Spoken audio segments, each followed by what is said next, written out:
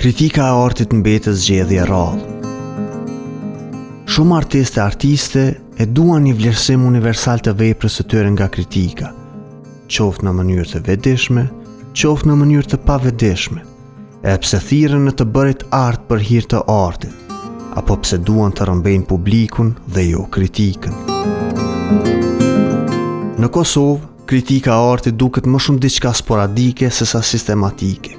Një artikull aty këtu. Nuk ka vullnet, por mbi gjitha as mbështetje financiare për dikë që të rrojë nga të konsumuarit art dhe të shkruarit për të. Ilir Muharremi, kritik i artit pamor, është ndër ata kritik kosovar që i ka ignoruar këto sfida ekzistenciale, të cilat nuk ja mundsojnë kritikut as të mbjetoj. Ai na flet në kultor për piknisit e tij prej kritiku, për atë që sipas tij duhet të zërë vendin e kritikës, por edhe për mundësitë e kritikës në një Kosovë të vogël, ku vijat mes komunitetit artistik dhe atij kritik janë të turbullta, për të mos thënë janë një tokë e vetme. Por pse për Muharremin është e rëndësishme që një kritik të qëndrojë ballë një vepre arti? Zakonisht edhe në histori të artit, por edhe të veprat të artistëve në aspektin kronologjik, vepra s'mundet me mbjetu ose me ekzistu pa kritikën e artit. Se kritika e artit merret me poetikën e veprës, merret me stilin e artistit, merret me lëvizjen historike të cilën e krijon artistin ndoshta në pavedijen e tij, kurse kritiku i artit e demaskon atë në aspektin teorik, filozofik, poetik, estetik, po ashtu merret edhe me trajtimin e ngjyrës, siç e trajton piktori, renditjen kompozicionale për shembull të veprës, figurat ku i vendos, edhe shpesh, jo shpesh, po domethënë gjithmonë merret edhe me qëllimin, me atë mesazhin kryesor, të cilën e ka kamuflu pequju në kështu figurativisht autori, sepse autorët normalisht nuk është edhe etike edhe e rrugës që vepra tjetë direkt konkrete. Gjithmonë e ka nën tekstin, e ka një mbështjellje figurative me të cilën merret kritiku i artit, i cili duhet ketë edhe njohuri për veprën e artit. Tash shtrohet pyetja çfarë njohuri, ai duhet normalisht të merret me studime teorike që merren me kritikën e artit, ta njoh mirë historinë e artit prej kohrave të lashta deri te arti i sotëm. Sipas tij, nuk është se në Kosovë mungon kritika, por sinqeriteti pas saj. Shpesh kritiku përfundon duke i bërë qefin artistit, të cilin e ka shok. Ne jemi pak a shumë si popull, edhe si jemi shumë banor, njihemi, nuk është puna që ndoshta mungon, kështu në tërësi kritika, por çdo të pyetës sa është e sinqert kritika në raport me veprën. Unë mendoj, ne kemi mjaft artista, kemi artista të mirë, kritik të artit kemi shumë ma pak, normal edhe në botë nëse i analizojmë ma shumë ka artista se sa kritik të artit. Por si do që tjetë për tregun tonë, edhe për sistemin tonë, edhe për krimet që i bëjmë ne, mendoj që kritika e artit ndoshta duhet jetë ende shumë e fuqishme. Por sa efikas është kritika e artit të ne, edhe kur është e sinqert? Gjithmonë është depërtuese. Unë përmenda dhe historikisht se kritika e artit një farforme prej veprave të artistit krijon edhe lëvizje të reja, nxjerr stile të reja, sepse artistat shumë herë edhe nuk janë të vetëdijshëm për ato që ata e krijojnë. E kritiku në atë distancën e ftoftë, në atë analizën e thellë shkencore teorike, ai e strukturon mbas tekstit veprën e artistit. Mendoj që kurse si edhe vepra është e zbet, domethënë pa kritiken. Më shumë se ballafaqim, Muharremi e sheh kritikën si bashkëpunim, si një ndërveprim mes artistit dhe kritikut. Kritiku nëse merr fakt ose e ndjen ose studion rolin e kritikut, ai qysh në pyetjen e parë që jashtron në vetit, duhet t'ia shtrojë që ai çdo kritik që e prezanton duhet të jetë sinqert, duhet të jetë e drejtë në kontekstin mos stanoj nga emri autorit, po e drejtë për veprën, sepse kritika merret shumë me veprën e autorit. Po tash vepra krijohet nga jeta e artistit. Domethënë të dyja këto kanë një ndërlidhje, kanë një bashkëpunim ku kritiku i artit e din. Si e din se kritiku i artit ku lexon histori të artit, aty shkruhet jeta dhe vepra e artistit. e tash nga jeta dalin kryeveprat e artistit. E kjo është ajo që ka të ne unë edhe në fillim me ceka që ka kritik, do me thonë merret kritika e artit, ka analiza, por normalisht jemi edhe pak me numër të banore, si jemi edhe shumë banora, po kupton. Se po t'ishim 90 milion tash do t'i kemi me siguri një 20-30 kritik të artit. E shef, do me thonë sa shkon distanca ose raporti me një numër të madh dhe me sa kritik duhet jetë. Shumë prej artistëve kosovari ka vetë miq. E po, sa zëre ka vetë ai t'i ndaj këto dyja dhe të ruaj sinqeritetin e objektivitetin në gjykim. Unë atë anën normal, unë për vete e strukturoj të vetja, e ndaj, ana shoqërore mbetet anë shoqërore, ana kritike është diçka që është anë kritike, veprën e ndaj me shoqnin, kur edhe shumë herë, jo shumë herë, po gati, po thuj se ndoshta gati çdo herë, mundohem që artistëve t'ju them atë vërtetën, po tash e vërteta sa është e vërtet sipas meje, po normalisht edhe se njerëzit ndaj veprës janë shumë të ndjeshëm. Edhe çdo artist që krijon e krijon për shpirtin e tij. E tash edhe kritiku i artit duhet ta di deri në cilën shkallë edhe çfarë metodologjie ose çfarë strukturimi të fjalive të përdor kur kritikon një vepër arti. Se tash na mundemi për shembull me përzi kritiken me banalitetin, me ofendimin, me sharjen. Kritika nuk merret me ata, kritika merret në kuptimin pozitiv, gjithmonë duke kritiku veprën në anën profesionale për një vedije më të lartë artistike. Po a janë hidhruar me të artistët që kanë marrë ndonjë kritikë negative nga ai? Si pranohet kritika e keqe te ne? Për shembull, më ktheve pak diku mos gabosha një 4 vite në kohë, ku kam shkruar shumë për këto shtatoret, skulpturat, portretet ose bustet të cilat i kemi kryesisht në për territoret Kosovës, ku kryesisht shumica për tyre kanë pas defekte anatomike, plastike, disproporcionale.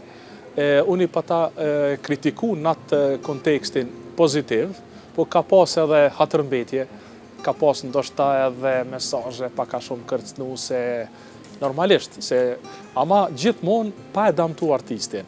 Por më vonë, për shembull, kur ka fillu skulptura me pa ato që skulptorët vërtet duke i marrë për bazë ato kritika, atëherë edhe strukturimi i skulpturave ka ndryshuar. Do të thonë, o fjala për të mirë. Apse kritika e bën një ndryshim pozitiv në dobit e veprës. E këto duhet ta pranojnë artistat.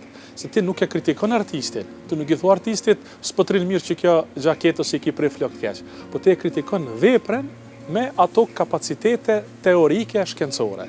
E artistat unë mendoj që duhet me pranu kritiken, duhet me nda hatërmbetjet, që ti si person nuk pe kritikon për veprën. Oke, ka dhe prej atyre që e mbrojnë veprën, kategorik në kuptimin teorik, flet për veprën, e merr rolin edhe të kritikut, e merr rolin edhe të këshilltarit edhe tjera e tjera. Shto këto që ai është vetë krijues, anër se qenit kritik, por ai peshon njëra mbi tjetrën dhe ai bën më shumë hajër apo dëm. Kritiku në një farë forme duhet jetë pak a shumë edhe ta njoh atonën krijuese, të sprovohet me një krimtari, ta shoh vepra e tij qysh po qarkullon pran opinionit. Por normalisht jo të ndikohet, sepse sado kudo edhe kritika nëse artisti e ka atë unin të pandryshueshëm, kritika është e kotë edhe të jep supozime ose të jep mendime ose të jep konkluzione, domethënë. Po për mendimin tim, gjithmonë çdo kritik arti duhet jetë edhe krijues. Po çfarë roli ka kritika sot në një botë kaq të shpejtë me kaq shumë përmbajtje? Roli i kritikës artit është një rol shumë i rëndësishëm. Tash, ne përfshim të gjitha artet, jo vetëm artin pamor, por edhe kritika teatrale, edhe kritika muzikore, edhe kritika letrare, edhe, do me thonë, edhe kritika edhe shkencore, madje peqojna hala mendimin edhe ma lartë. Pa kritik nuk ka krimtari. Krimtari tash dikush mundet me reagu me thonë, jo krimtari ka se artisti krijon, por artisti gjithmonë figurativisht ose në thojza mbështetet pas disa fjalëve, që ato fjalë vinë nga një njohuri shumë e thellë shkencore. Se tash shtohet pyetja kritik nuk mund të bëhet gjithkush. Edhe pse një filozof gjerman Friedrich Nietzsche thot, kritik është shumë lehtë të bësh ta kritikosh një vepër sepse gjithmonë mund të gjesh defekte edhe te kryeveprat e mëdha. Mirë po, tash shtrohet pyetja ti gjen defekte, por duhet të jenë ato defekte të sakta që të peshojnë, të kenë bazë, të kenë argument shkencor, të kenë referenca ku ti referohesh, që ti e kritikon për shembull presupozojmë një figuracion ose një lëvizje të artit ose një instalacion, këto artet konceptuale që i kemi sot. Domethënë ku referohesh ti? Prandaj kritiku duhet ta ketë një horizont, një diapazon shumë të gjerë të njohurive, të jetë i pajisur me rregulla, të di për atë çka do të shkruaj edhe të di për atë çka do të flas. Po edhe ajo kritikë që është aktualisht e ne, është më shumë përshkruese apo analitike? Normal, gjithmonë me kohën evoluohet, por nuk është që kritikës tonë i mungojnë. Ka kritikë për shembull të mirë që e njohin shumë sakt veprën, përshkrimin e veprës, analizën, marrjen e shembujve, pjesën krahasuese, citimet, madje edhe citojnë kritik tjerë të famshëm botëror, të cilët janë marrë me një lëvizje të ngjajshme, edhe krijojnë pothuajse jo vetëm një artikull të thjeshtë përshkrues ose kritik, por e lartësojnë edhe në shkencë sepse përdorin edhe argumente. Unë vetë për shembull i kam 13 punime shkencore në revista të indeksuara në indekse shumë të larta, ku për shembull për me kriju ti një punim shkencor ti duhesh normalisht të përdorësh argumente, fakte, zbulimtri, citate, përshkrime, vepra, po mendoj vepra gjalla të cilat ti i merr i citon e tjera e tjera. Tash një kritik për kritikën. Kur është një kritikë e keqe? Ka kritik, për shembull, ku ja bën qefin krijuesit, ka kritik ku është shumë tendencioze, ku mundohen mërzu një artist i cili nuk ka mbrojtje, nuk ka fuqi, nuk ka kapacitete dhe për të vetë, edhe organizohen se njeriu është i krijuar të jetojë në klane, në grupe. Edhe grupet edhe klanet nuk vinë veç prej Kosovë, ato ekzistojnë edhe në Amerikë, edhe në shtete tjera evropiane, ku niveli artistik është shumë i lartë. Gjithmonë, edhe te impresionistat për shembull kanë funksionu arti impresionist në për grupe, në për shoqëri, kanë dalë bashkë, kanë kriju ekspozita bashkë.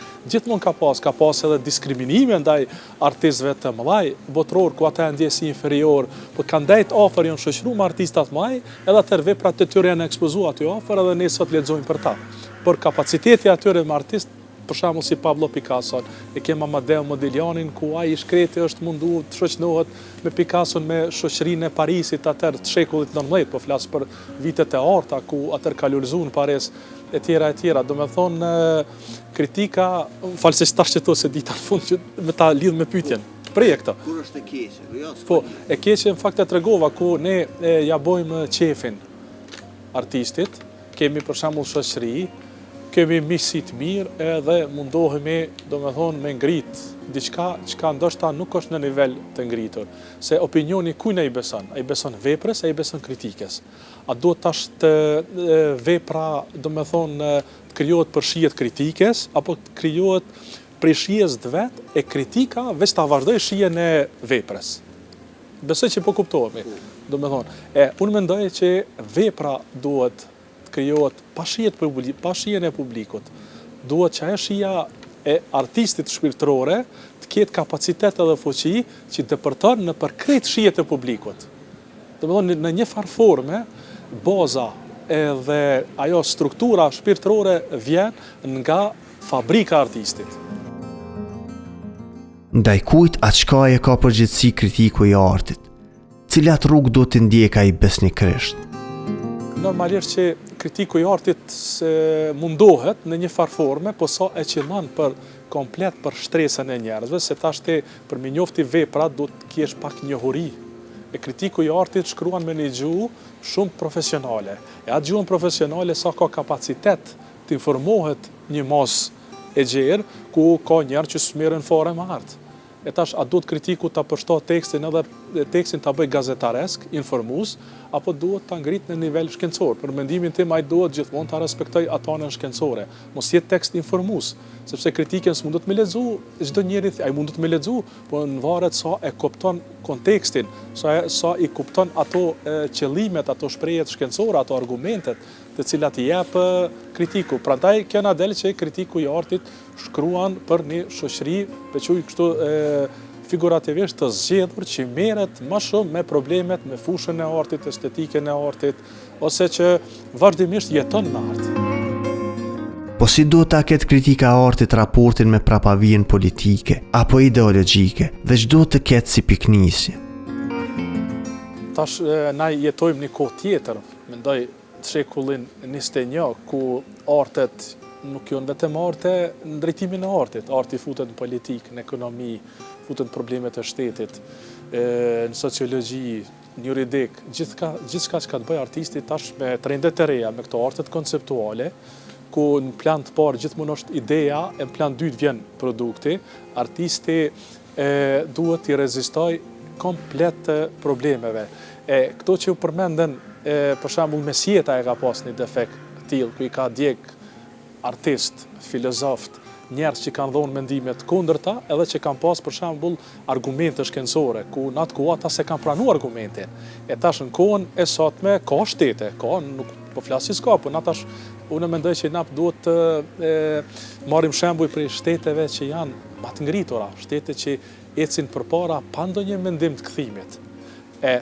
Nëse ne mendojmë këto edhe tentojmë që të shkojmë asaj rruge, kjo vërtet është shumë e cekt. Do me thonë, kritikët e artit normalisht që duhet të merren edhe ta studiojnë edhe këtë problematik, por t'i ndajnë gjithmonë në problemet. Në fund e mbyllim me emrat e përveçëm.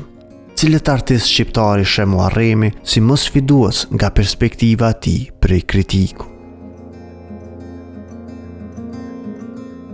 Unë i kisha kategorizu paka shumë, i kisha nda me kora, për shembull, i kemi pioner të artit, duke fillu prej artistit të ndjerë Muslimun Liqi, ka kryevepra, bile art shumë modern, për kohën një ekspresionizëm abstrakt, shumë estetik të struktura e ngjyrës. E kemi artistin Angel Berisha, një artist i atashëm. E kemi emër të njohur ndërkombëtarisht edhe botëror, mikun e Picassos edhe artistin Ibrahim Kodra. Kemi artistin shumë modern, sidomos në trajtimin e formës, Nusret Saliha Mixhiqin. Po flas për artistat që domethënë për pionerët e artit. E kemi artistin edhe tashmë Gjallgjev dhe Gjafa, ku përdor forma dhe ka përdor, po nëse tash është ka moshën normalisht, se këtë moshë njeriu vështirë të krijoj, po flas para 30 vjetë në atë kohë ku njeriu është marrë me lecka, i ka ngjyrosur dhe i ka ngjitur në pelhur, domethënë ose edhe para 40-50 viteve i ka përdor, domethënë ka qenë shumë modern në raport me kohën të cilën ka jetu, sepse nganjëherë koha nuk ka vesh, nuk ka sy për me kuptu veprën e artistit.